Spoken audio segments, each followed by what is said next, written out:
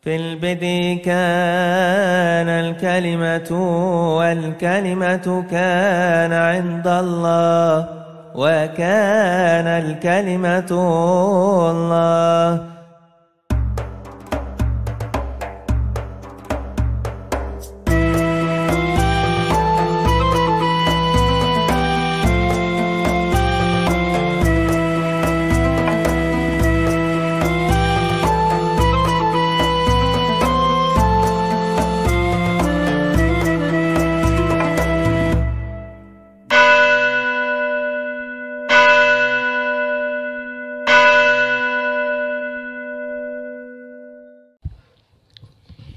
Ya, Shalom Alaikum Beshem Hamasyah.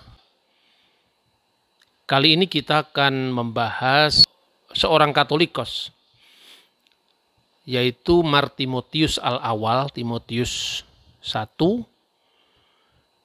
yang mengadakan dialog yang penuh persahabatan dengan Khalifah dinasti Abbasiyah, yaitu Khalifah Muhammad Al-Mahdi, antara tahun 781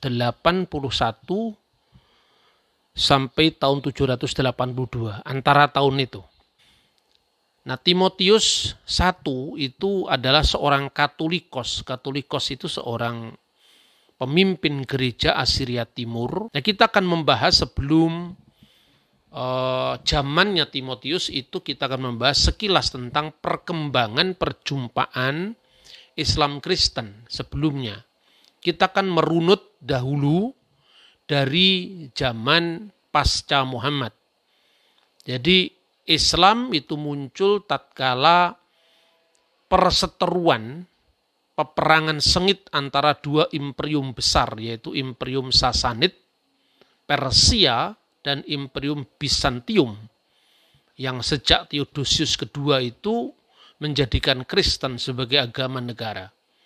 Pengerahan besar-besaran dalam angkatan perang masing-masing selama ratusan tahun telah menyebabkan kedua imperium itu nyaris lunglai kehabisan tenaga. Dan dalam situasi seperti itulah Islam mencapai kemenangan yang gemilang ketika dua imperium besar dunia yang sedang bertikai itu sama-sama lemah.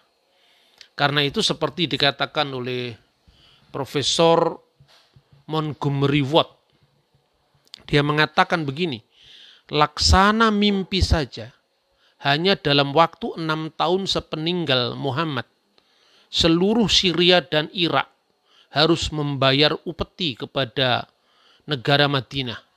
Dan 4 tahun kemudian Mesir tunduk di bawah Imperium Islam. Itu terjadi tahun 645 Masehi pada zamannya Khalifah Umar bin Khattab. Dan kemudian 100 tahun setelah itu robohlah benteng-benteng Konstantinopel, Maroko, Spanyol, hingga sampai ke Asia Tengah. Maka prestasi militer Islam yang gemilang inilah yang kemudian menyebabkan perkembangan Islam begitu cepat, dan daerah-daerah yang dahulu menjadi wilayah Kristen itu semua satu demi satu, Yerusalem, Syria, Mesir, jatuh ke tangan Islam. Namun sekalipun Islam itu secara militer memang di atas angin, namun secara ilmu pengetahuan dia masih jauh di bawah Imperium Kristen yang dahulu menguasai wilayah-wilayah Islam itu. Jadi daerah-daerah taklukan itu memang memiliki reputasi intelektual yang jauh lebih maju ketimbang Islam. Nah, ketika Islam itu muncul di Mekah dan sekitarnya, di Jazirah Arab, klaim-klaim Islam tentang pewahyuan Quran, kenabian Muhammad yang sudah dinubuatkan dalam Taurat dan Injil itu tentu tidak pernah dicek and recheck oleh orang Yahudi maupun orang Kristen pada zamannya. Artinya pada zaman Muhammad, karena memang kekristenan yang muncul di Jazirah Arab itu memang terbesar dari mereka itu adalah sektarianisme bidat-bidat Kristen, seperti misalnya aliran Maryamin, ya, aliran Koliridianisme yang memperkenalkan 3 serangkai Allah, Isa, dan Maryam, sehingga Al-Quran menegurnya, wala taqulu salasa, jangan kamu menyebut Allah itu 3, dan 3 itu adalah Allah, Isa, dan Maryam. Begitu juga sekte-sekte lain seperti Basilides yang menyangkal penyaliban Yesus itu jauh lebih kuat di wilayah-wilayah Arab yang memang itu jauh dari pengaruh kedua imperium, baik itu adalah Bizantium maupun Persia. Nah, ketika perjumpaan langsung dengan pusat-pusat ortodoksi Kristen seperti Alexandria, Antioquia, maka di sanalah klaim-klaim teologis Islam itu dipersoalkan oleh orang Kristen yang langsung di sana membaca kitab suci. Sementara di Mekah itu tradisi Kristen itu lebih mengacu kepada cerita-cerita rakyat, ya, syair-syair jahili. Banyak diantaranya itu adalah penyair-penyair Kristen yang membaca tentang akhir zaman dan sebagainya. Itu tentu tidak mengacu langsung pada sumber tertulis. Begitu Islam menaklukkan Syria, menaklukkan Mesir, di situ langsung mengacu sumber tertulis. Nah, ketika di Mekah, Islam sudah punya klaim bahwa Muhammad itu adalah sudah dinubuatkan di dalam kitab Taurat dan kitab Injil. Sampai di Antioquia, sampai di Alexandria yang langsung membaca kitab. Nah, di sana tidak ada nama Nabi Muhammad. Bahkan konsep pewahyuannya pun berbeda dan ditolak. Karena baik Kristen maupun Yahudi tidak memiliki paham pewahyuan bahwa Taurat itu didiktekan langsung oleh malaikat Jibril dari langit. Jadi kalaupun ada yang langsung diturunkan itu ya 10 perintah Tuhan. Tapi peredaksian Taurat itu tentu tidak disangkal ada tangan selain Musa yang menulis. Misalnya Yosua menurut Talmud, Baba Batra itu adalah menuliskan bagian-bagian terakhir dari kitab Ulangan. Nah, sementara Islam sudah berpikir bahwa wahyu itu sesuatu yang turun langsung dari langit melalui malaikat Jibril, sebagaimana Nabi Muhammad menerima wahyu dengan cara seperti itu. Nah, akibat klaim-klaim yang ditolak tadi, maka mulai berkembang secara perlahan tuduhan pemalsuan kitab suci yang diarahkan kepada orang Kristen, ya. Nah, makanya kemudian teks-teks Quran yang mungkin saja itu merupakan bentuk tahrif maknawi. Jadi tahrif maknawi itu pemalsuan, tapi pemalsuan bukan teks, tapi pemalsuan makna.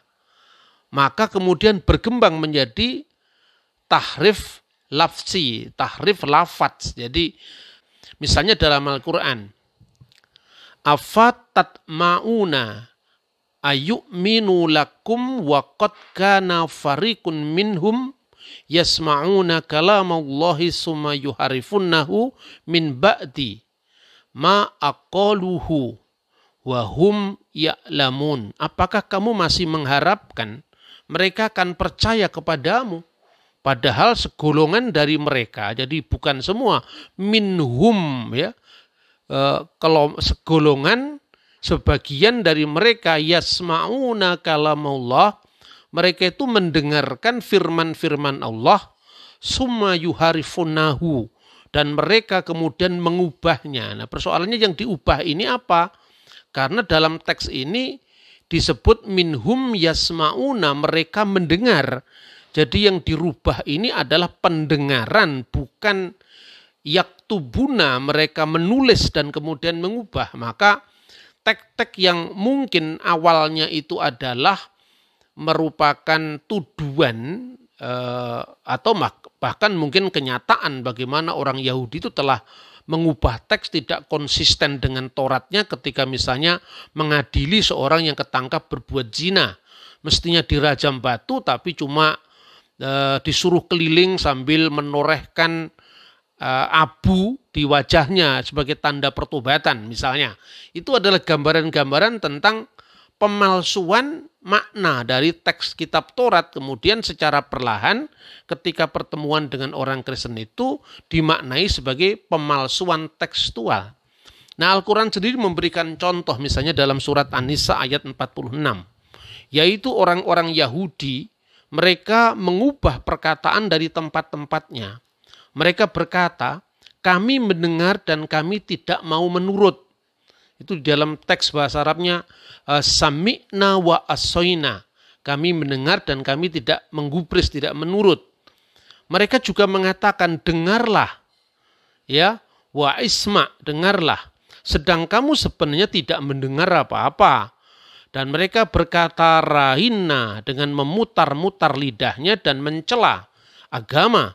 Sekiranya mereka mengatakan kami mendengar dan menurut, ya, sami'na wa atokna, dan dengarlah atau perhatikanlah kami, unzurna, lihatlah kami, tentulah itu lebih baik bagi mereka dan lebih tepat. Akan tetapi Allah mengutuk mereka karena kekafiran mereka. Mereka itu tidak beriman kecuali iman yang sangat tipis. Ya, ini misalnya redaksi yang Quran yang kemudian ditafsirkan sebagai pemalsuan teks kitab-kitab sebelumnya. Nah, sebenarnya kita bisa melacak sebetulnya karena keserumpunan antara bahasa Arab dengan bahasa Ibrani. Misalnya orang Yahudi berkata dalam bahasa Ibrani, saminu we asinu, kami mendengar dan kami menurut. Nah, asinu itu dalam bentuk Arab kemudian bisa diplesetkan menjadi asoina, tidak menggubris. Nah, orang Yahudi berkata rahina. Kalau tekanannya itu menggunakan huruf ayin, itu kemudian menjadi ra. Ya, witikal sinu min hara, dan jauhkanlah kami dari yang jahat itu. Padahal kalau dibaca dengan suara lembut itu artinya perhatikanlah. Untuk itu maka oleh Quran disuruh menggunakan ungkapan yang lebih jelas, ya. Jangan lagi bisa dipleset-plesetkan. Seperti itu mula-mula konteksnya. Karena trik-trik verbal ejekan orang Yahudi terhadap Muhammad. Nah, seperti itu yang kemudian disajikan dalam sebuah masyarakat yang jauh lebih memiliki reputasi intelektual. Jadi kekristenan itu kan sudah menerjemahkan karya-karya Yunani, dan memang kekristenan itu awal dari perkembangannya memang sudah akrab dengan bahasa Latin, bahasa Yunani, bahasa Aramaik, ya, selain bahasa Ibrani sebagai bahasa kitab Taurat. Nah, bentuk tuduhan atau tahrib pemalsuan ini paling sederhana. Mula-mula kisah ini lebih dikonsumsikan untuk sebagai benteng sederhana, menjadi pertahanan bagi orang Muslim yang sederhana terhadap kekristenan. Mengenai bagaimana misalnya dalam bentuk yang sederhana, bagaimana uraian-uraian dalam kitab-kitab itu telah dipalsukan dengan cara menempel dua halaman menjadi satu. Jadi misalnya tuduhannya seperti itu. Nah, lalu yang kedua, tanpa adanya studi kritis dan terinci mengenai bagian mana kitab Taurat dan kitab Injil yang diubah atau dielaborasi, segera maka penafsir Quran Mujahid, itu kira-kira wafat tahun 721 Masehi. Saya menggunakan ukuran Masehi karena lebih akrab. Menyimpulkan bahwa kata yuharifuna dalam Al-Quran berarti pemalsuan teks kitab-kitab sebelumnya. Itu bisa dilacak kira-kira tahun 700 Masehi, ya, mulai dari seorang penafsir namanya Mujahid. Lalu tuduhan itu muncul karena apa? Mula-mula didorong untuk mencari nubuat Muhammad dalam Taurat dan Injil, dan itu begitu diyakininya karena Al-Quran sendiri memang mengatakan bahwa tugasnya Nabi Isa itu antara lain mubasyiran birrasuli ya'ti min ba'di ismuhu Ahmad, yaitu memberikan kabar gembira dengan seorang rasul sesudah Isa yang namanya adalah Ahmad. Nah, ketika itu dicari ternyata tidak ketemu, maka kemudian mulai melancarkan tuduhan pemalsuan itu.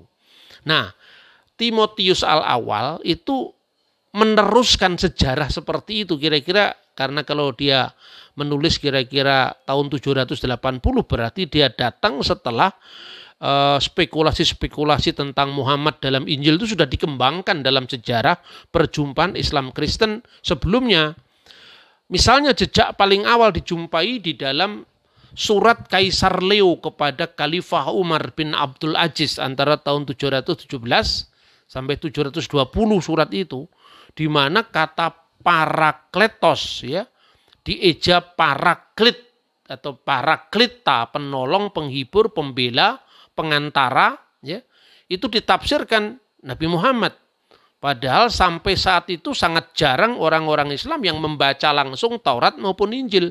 Begitu mulai ada yang membaca Injil, ada yang membaca Taurat. Kenapa? Karena banyak juga orang-orang Kristen yang masuk Islam. Seperti misalnya Ali Rabban atau Bari, kemudian Ibnu Qutaibah, dan waktu dia menjadi Kristen, dia sudah memiliki koleksi beberapa ayat hafalan di dalam kitab Taurat dan Injil sesuai dengan tahun liturgis. Kita jangan membayangkan bahwa pada masa dulu setiap orang itu memiliki satu jilid Alkitab di rumah, tidak. Mereka membaca Alkitab lebih karena bacaan-bacaan liturgis sesuai dengan tahun gereja. Maka muncul kata leksionari, itulah yang di dalam bahasa Suryani, bahasa Siriak Aramaik disebut keryana. Kata keryana itu artinya leksionari, terdiri dari surta dan atta. Surta itu adalah pasal, atta itu adalah ayat. Nah, kemudian ungkapan ini juga dipertahankan oleh Islam. Quran yang terdiri dari surah dan ayat itu asalnya sebetulnya memiliki paralel dengan bahasa Siriak tadi. Keryana leksionari itu artinya bacaan dalam ibadah. Kemudian terdiri dari surta dan atta. Surta menjadi surah, atta menjadi ayat. Lalu Muqatil bin Sulaiman, ini tafsir yang cukup tua ya, tahun 767, menafsirkan mubasyiran birrasuli ya'ti min ba'di ismuhu Ahmad, itu diartikan memberikan kabar gembira dengan Rasul sesudahku namanya Muhammad, diartikan sebagai bisuryani, paraklit. Dalam bahasa Aram, bahasa Suryani adalah paraklita. Disusul kemudian dengan Ibnu Ishaq. Nah, Ibnu Ishaq itu kira-kira tahun 768. Sayangnya naskah Ibnu Ishaq itu hilang, tetapi kutipan-kutipannya ditemukan dalam bukunya Ibnu Hisham yang berjudul Sirah Nabawiyah. Dia sudah mengenal kutipan Parakletos itu dari Yohanes 15 ayat 26 dan ditafsirkan sebagai Muhammad. Jadi ini misalnya ya teksnya. Ini teks aslinya seperti ini. Ini dalam bahasa Aramaik ini tidak ada kata Muhammad, tetapi parakleta ada. Misalnya di dalam Yohanes pasal 15:26. Maden parakleta haudina masdar analekon min abi ruha disrara haudemin lewat abinafek hu naset alai. Apabila parakleta yang diutus oleh Bapa itu datang, yaitu roh kebenaran yang keluar dari Bapa, ia akan bersaksi tentang aku. Ini jelas. Di sini dikatakan siapa roh kebenaran itu. Maden parakleta haudina masdar analekon min abi ruha desrara, yaitu roh kebenaran. Haudemin lewat abinafek yang keluar dari Bapa. Jadi roh kebenaran ini bukan makhluk, karena Roh Kudus yang keluar dari wujudnya Sang Bapa, tidak mungkin dia adalah ciptaan. Hunaset alai, dia yang akan bersaksi tentang aku. Kemudian kita menemukan kutipannya di dalam kitab Sirah Nabawiyah. Ya. Ketika tafsir Muqatil bin Sulaiman itu menyebut paraklit, ya mungkin berasal dari informan Kristen dari Pesita mungkin. Membaca langsung. Namun Ibnu Hisham yang mengutip Ibnu Ishaq menyebut al-menahemma atau munahemma. Dalam bahasa Ibrani ha-menahem. Menahemma lalu diartikan Muhammad. Maka apabila al-munhammana yang diutus Allah kepadamu dari sisi Tuhan, katanya dari kutipannya begitu.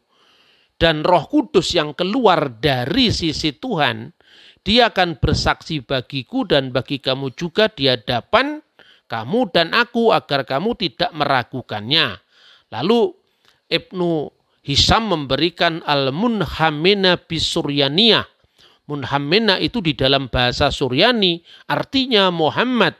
Wahuwa birumaniyah al-baraklitus sallallahu alaihi wa alihi wassalam. Nah, makanya ada seorang orientalis namanya Alfred Jilom mengatakan bahwa kutipan-kutipan yang dilakukan oleh Ibnu Ishaq itu tidak didasarkan apa teks Alkitab resmi dari bahasa Suryani, baik itu Pesito maupun Ul Siriak atau naskah Syria kuno, tetapi kemungkinan dari Keryana tadi dari kutipan-kutipan leksionari di dalam bahasa Aram yang dikenal mungkin di salah satu gereja Syria. Nah seperti itu. Kenapa disebut Menahema? Parakletos itu terjemahan dari bahasa Ibrani Menahem. Nah bahasa Ibrani itu memiliki definite artikel atau kata sandang itu ha Menahem. Ketika itu menjadi bahasa Suryani, bahasa Aramaik, kata sandang itu letaknya di belakang. Menahem, Menahemma. Misalnya, Elah artinya sembahan. Elaha artinya satu-satunya sembahan. Ya. Jadi Allah itu sembahan. Sembahan siapa saja, agama apa saja, konsep apa saja. Tapi Allah itu sembahan yang satu itu.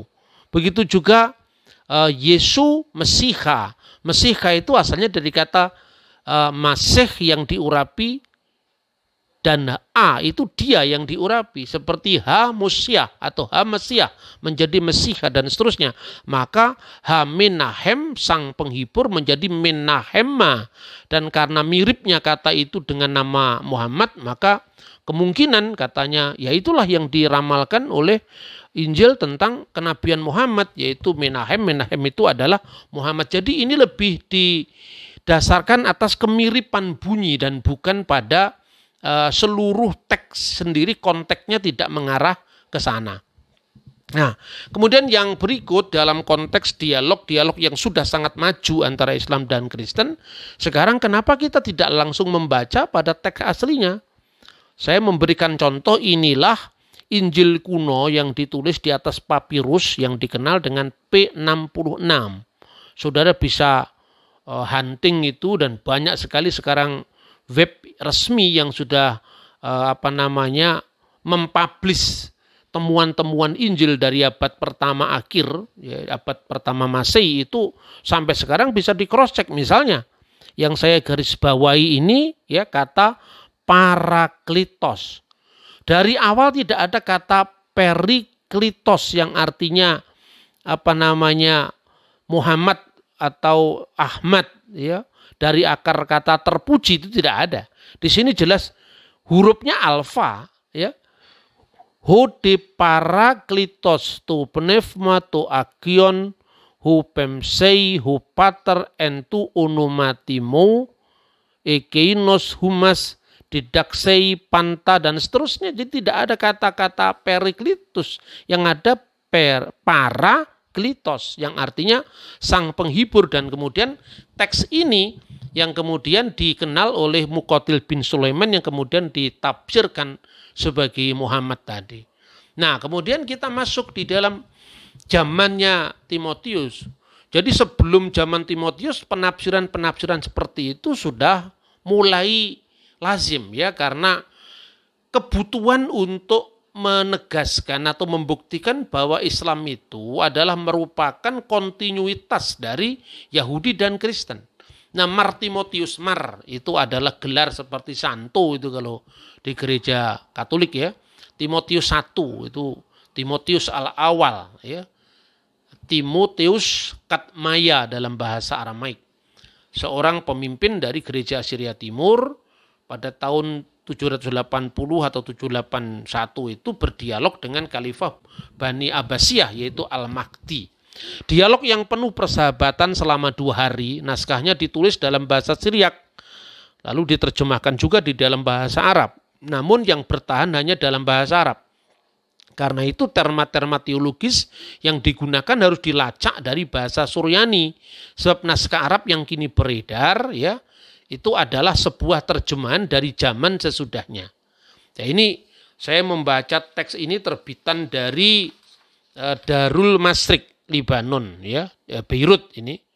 Dieditori oleh Romo Hans Putman dari Syarikat Yesus, dari Yesuit. Ini memang orang-orang Katolik yang banyak sekali menerjemahkan, mengkoleksi, mengkatalog para teolog Kristen berbahasa Arab ini. Jadi diterjemahkan dieditori oleh Romo Katolik tadi, dari Darul Masyriq Beirut, itu judulnya adalah Al-Batrik Timotius Al-Awal, Al-Kanisah wal Islam, hubungan Islam dan Kristen, fi Usur Abbasi Al-Awal, pada masa kekhalifan Abbasiyah awal. Itu teks yang saya jadikan rujukan. Kemudian juga teks itu dalam salinan yang tidak terlalu lengkap itu pernah diterjemahkan di Austria, dan saya juga punya teksnya. Nah, sekalipun Timotius itu menolak kenabian Muhammad, ini menarik. Jadi kalau John Damaskus yang pernah kita pelajari itu frontal terhadap Islam, jadi bahkan sampai mengatakan Muhammad itu adalah pendahulu kepada Dajjal, nabi palsu yang diajar oleh Arius misalnya, itu keras sekali, karena biasanya teolog-teolog dari gereja Yunani itu bersikap sangat konfrontatif dengan Islam. Karena apa? Tidak hanya soal agama, teologi, tapi juga soal politik. Karena apa? Wilayah-wilayah yang dulu itu dikuasai oleh gereja Bizantium, artinya gereja yang sangat dekat dengan kekaisaran, kemudian tiba-tiba jatuh di tangan Islam. Nah, sementara gereja-gereja yang bukan gereja Yunani, misalnya Assyria Timur, itu kan nasibnya sama-sama kadang-kadang kurang beruntung, karena mereka juga ditindas oleh gereja resmi tadi, termasuk gereja Koptik, gereja Syria itu kan dulu pernah mengalami penganiayaan dengan sesama Kristen, sehingga mula-mula dia menyambut Islam sebagai pembebas. Sekalipun akhirnya juga Islam menindas mereka juga ketika dalam masa-masa tertentu, misalnya zamannya Khalifah Al-Hakim dari dinasti Fatimiyah di Yerusalem, sampai gereja kubur suci itu diratakan, dihancurkan, dan masih banyak kasus seperti itu. Kemudian bagaimana pandangannya dia tentang Muhammad? Seperti tadi kita menyebut bahwa konsep pewahyuan antara Islam dan Kristen tidak rujuk, tidak cocok. Jadi misalnya bukan hanya konsep pewahyuan, konsep kenabian juga kadang-kadang tidak sesuai. Misalnya semua tokoh dalam Alkitab disebut nabi. Mulai dari Adam, kemudian Idris, Nuh, itu semua disebut nabi. Padahal lembaga kenabian itu tidak muncul tentu pada zaman Abraham, atau belum pada zaman Nuh, atau pada zaman sebelumnya. Memang Abraham pernah disebut satu kali menjadi nabi. Tetapi tidak pernah atribut kenabian itu melekat pada sosok Abraham, baik dalam tradisi Yahudi maupun tradisi Kristen. Karena dalam tradisi Yahudi dan Kristen, Abraham lebih disebut patriark, yaitu bapak bangsa, yang kemudian lembaga kenabian itu muncul setelah dia. Kalau dia sebut nabi, itu artinya pelihat, dia bisa melihat masa depan. Tapi lembaga kenabian belum muncul pada zaman itu. Maka kalau di dalam Yudaisme itu ada Nevim Rishonim, nabi-nabi awal, Nevim Akharonim, nabi-nabi akhir, begitu. Lot disebut nabi dalam Islam, padahal Lot itu bukan nabi misalnya. Jadi hal-hal yang paling kecil dalam konteks kenabian saja itu belum cocok. Berbeda dengan Yahudi dan Kristen. Sekeras apapun pertentangan antara Yahudi dan Kristen, mereka mengacu pada kitab yang sama. Sekalipun orang Yahudi menolak kekristenan, itu ya wajar lah. Itu kan sama-sama Yahudinya sebetulnya, baik Parisi, Eseni, Nosrim atau Nasrani atau Saduki, itu kan sama-sama muncul dari rahim Eret Yisrael, tanah Israel. Nah, kemudian yang menarik karena dia di satu pihak dia harus menjaga persahabatannya dengan pemerintah Islam dan agama Islam, tapi di pihak lain Timotius tidak mau kehilangan imannya, maka dia mengatakan kepada sang raja ketika didesak, siapakah itu Muhammad? Dia menunjukkan bahwa Muhammad bukan nabi yang diramalkan atau dinubuatkan dalam kitab Ulangan pasal 18, 15 dan 20. Muhammad juga bukan Parakletos yang dinubuatkan atau yang disampaikan oleh Yesus dalam Yohanes pasal 14:26, Yohanes pasal 15:26, bukan. Lalu siapa? Idzan ya Malik, ya. perhatikanlah wahai raja, anna Muhammadan qad salaka fit tariqil anbiya. Sesungguhnya Muhammad telah berjalan di jalan para nabi, katanya. Tetapi bukan nabi seperti nabi dalam Alkitab, tapi dia berjalan di para nabi karena apa? Katanya dia mengajarkan keesaan Allah, dia mengajarkan menjauhi penyembahan berhala. Ini pendekatannya Timotius. Nah, pendekatan Timotius tentu berbeda dengan misalnya pendekatan Yohanes Damaskus, dan satu lagi pendekatan dari Abdul Masih Al-Kindi yang kemarin kita pelajari, yang juga konfrontatif dengan Islam sampai dia tidak menyebut nama aslinya, cuman hanya nama samarannya saja. Nah, di sana sebenarnya dikisahkan dalam buku itu, Khalifah itu mengawali diskusinya dengan pertanyaan bahwa tidak sepantasnya lah orang terpelajar seperti kamu, wahai Timotius, mengatakan suatu penghujatan bahwa Allah itu beranak. Timotius menjawab, man huwa ya Malik mahabatullah. Siapakah itu yang mengatakan seperti itu, wahai Malik, wahai Raja yang dikasihi Allah? Bukankah kamu yang mengatakan bahwa Allah itu telah mengambil Maryam sebagai istri dan kemudian melahirkan Yesus? Lalu dia mengatakan, Maha suci Allah, dijauhkanlah saya dari semua keyakinan seperti itu. Lalu dia menunjukkan tentang dua makna kelahiran Yesus. Pertama, kelahiran ilahi, firman Allah dari wujud Allah. Dan itu yang digunakan standar ya teksnya dalam Alkitab. Misalnya kalau Allah itu adalah Bapamu, kamu mengasihi aku sebab aku keluar dan datang dari Allah. Itulah yang kemudian dirumuskan di dalam pengakuan iman gereja sebelum perpecahan, yaitu yang dilahirkan dari Bapa sebelum segala abad. Allah dari Allah, terang dari terang, Allah sejati dari Allah sejati, dilahirkan, tidak diciptakan, ya, mauludu ghairil makhluk, musawin lil ab, dan sehakikat dengan Bapa fi jauhar, di dalam zatnya atau di dalam wujudnya dan seterusnya. Nah, kemudian dia menekankan bahwa dia yang dilahirkan dari Bapa sebagai firman Allah yang bersama-sama dengan Allah, dan firman itu adalah Allah untuk mewahyukan Allah itu kepada manusia supaya dikenal, karena tidak seorang pun pernah melihat Allah pada wujud zatnya yang kekal itu, tetapi anak tunggal yang di pangkuan Bapa, yaitu firman Allah yang kekal dalam wujud Allah, itulah yang menyatakannya. Itulah kelahiran pertama, yaitu apa artinya anak Allah? Anak Allah itu bukan Allahu walada, bukan Allah itu beranak secara jasadan, secara fisik, tetapi itu anak secara ilahan bi ghairi jasad, secara ilahi tanpa jasad. Maka kemudian ketika firman itu turun ke dunia, dia dilahirkan oleh ibu tanpa seorang bapak. Kelahirannya kekal. Firman Allah itu keluar dari wujud Allah, yaitu Sang Bapa tanpa ibu. Karena Allah itu tidak beranak dan tidak diperanakkan secara fisik. Jadi anak Allah itu artinya pewahyuan diri Allah melalui firman-Nya. Ketika turun ke dunia, ayyullada min duna ab. Maka dilahirkan dari ibu tanpa bapak. Karena apa? Memang yang dikandung Maryam itu bukan benih manusia, bukan anaknya Yusuf, tetapi itu adalah benih ilahi yang dimungkinkan oleh karena roh Tuhan akan turun atasmu dan kuasa yang maha tinggi akan menaungi engkau sehingga anak yang dilahirkan disebut anak Allah. Seperti itu, jadi lahir dari Roh Kudus. Kemudian lahir dari bapa tanpa ibu menekankan kelahiran ilahi.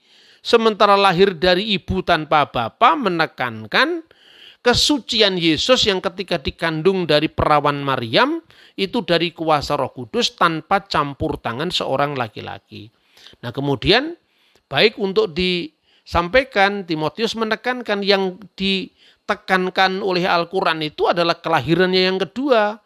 Kelahiran dari seorang perawan tanpa laki-laki. Sementara kami memahami lebih daripada itu kan kelahirannya ke dunia sebagai manusia. Kelahiran kekalnya dari wujud Allah yang Islam tidak sampaikan itu ditekankan dalam Injil. Itu dialog yang menurut saya luar biasa. Baik itu dari rintisan awal yang dilakukan oleh John Damaskus, Theodor Abukuro, Abu Raitah Al-Tikriti, Abdul Masih Al-Kindi, dan kemudian sekarang Timotius Al-Awal. Nah, itu yang bisa kita pelajari dari Timotius Al-Awal dalam dialognya dengan Patriark Al-Mahdi.